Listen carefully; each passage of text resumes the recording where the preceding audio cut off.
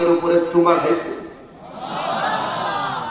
আল্লাহ নবী সাহাবীর ডান হাতটা টান দিয়া আল্লাহ নবী সাহাবীর বুকে, আল্লাহ নবীর বুকটা ঠেকায় দিয়ে ডাক দিয়া বলে, কিরে সাহাবী তুই কি করলি? বলে, ইয়া রাসূলুল্লাহ, ইয়া হাবিবাল্লাহ, আমি যেই দিন থেকে ইসলাম গ্রহণ করেছি আপনার খতমে নবুয়ত, মোহরে নবুয়তটা দেখার জন্য অনেক চেষ্টা করেছি গো নবী, কোনদিন আমি দেখার সুযোগ পাই নাই। ও নবীজি, আপনি আমাকে ক্ষমা করে দিবেন, আপনি আমাকে মাফ করে দিবেন।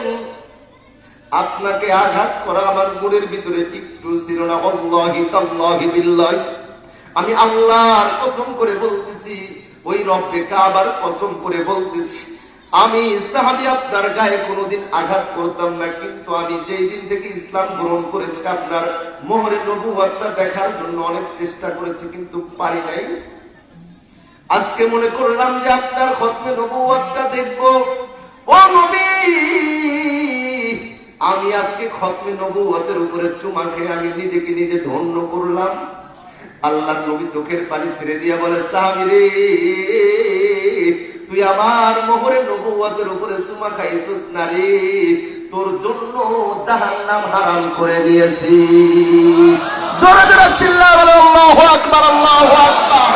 আজকে যারা আমার নবীর খতমে নবুয়ত নিয়ে ছিনাই নেওয়ার জন্য আজকে সমাজের ভিতরে শৃঙ্খল করতেছে, আমরা মুসলমানেরা সজাগ হয়ে নবীজির ইজ্জত বাঁচানোর জন্য, নবীজির খতমে নবুয়ত সংরক্ষণ করার জন্য কারা কারা জিহাদের ময়দানে যেতে রাজি আছি, দুহাত তুলে আল্লাহকে দেখায় দেন, নারায়ে তাকবীর।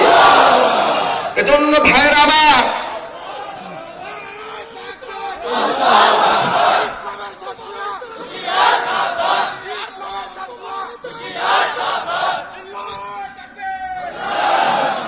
থামেন। আমার কথা হলো, আমরা কোনো দল বুঝি না, মত বুঝি না, আমরা একমাত্র গোলাম কার? আরো জোরে চিল্লায় বলেন কার? একমাত্র গোলাম আল্লাহ। কিন্তু আমার পিতা আমার মাতার চাইতে সবচেয়ে বেশি এই জীবনে যাকে বেশি ভালোবাসি সে হলো আমাদের নবী। আরো জোরে বলেন।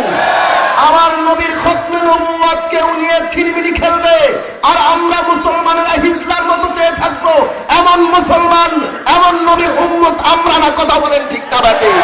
আর আমাদের জীবনের রক্তবিন্দু দিয়া হলো আমাদের নবীর খতমে নবুয়তকে এই দেশেই প্রতিষ্ঠা করব। কথা বলেন ঠিক না বাকি? রাজি আছেন তো ইনশাআল্লাহ? আরো জোরে বলেন, রাজি আছেন তো? এই জন্য যদি আমাদের বড়রা কোন সময় জিহাদের ময়দানে ডাক দেয়, কারা কারা নিজের বাপ মা সন্তান বিবি বাল বাচ্চা রেখে আল্লাহর নবীর দুশমনদের মোকাবেলা করার জন্য বাহির হয়ে ওই মাঠে জিহাদ করতে রাজি আছেন? দোয়া তুলে আল্লাহকে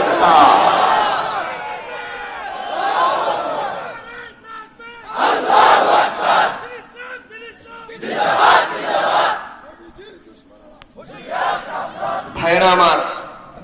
লম্বা সময় হয়ে গেছে, আজকে কিছু কথা বলার জন্য আসছিলাম সুদূর ঢাকা থেকে, না হয়তো আসার খেয়াল ছিল না। ইসলামের শত্রু একটাও থাকতে পারবে না ইনশাআল্লাহ। রাজি আছেন নাকি বলেন?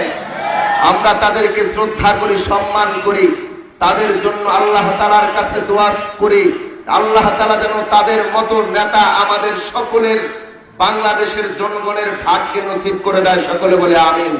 এবং আল্লাহ তাআলা তাদেরকে যেন নেক হায়াতে তয়্যিবা দান করেন। সকলে বলে আমিন। আজকের মতো এখানেই শেষ। আল্লাহ যদি আবার বাঁচায় রাখে